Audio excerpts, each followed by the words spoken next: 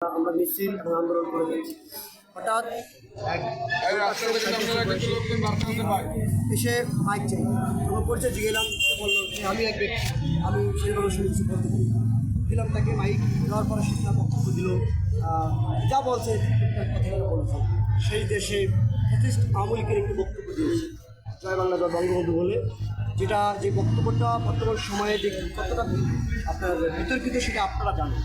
এবং যেই লোকগুলোর সামনে দিয়েছে যারা জুলাইয়ের আন্দোলনকারী, যাদের বুকে গুলি করেছে, তো যখন আমি নিজে এই চত্বরে আন্দোলন করেছি, আওয়ামী লীগের দৌড়ানি খেয়েছি, আপনার পুলিশের মার খেয়েছি, আওয়ামী লীগের লাঠি পিঠে খাইছি, ক্যাম্পাসে খেয়েছি।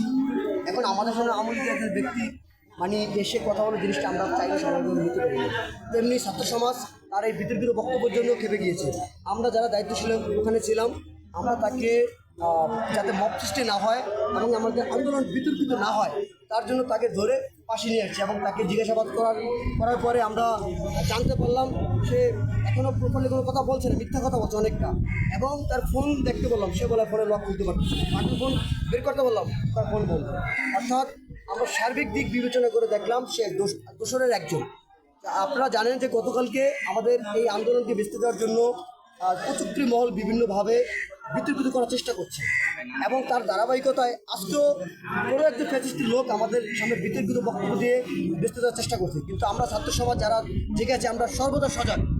আমরা যে দাবিতে নেমেছি, আমাদের দাবি আদায় করেই উঠবো। এতে যত কুচক্রী মহল থাকুক, যত দুষ্কৃতি থাকুক, তাদেরকে আমরা প্রতিহত করার জন্য ছাত্র সমাজ সর্বদা সজাগ দৃষ্টি রাখবে।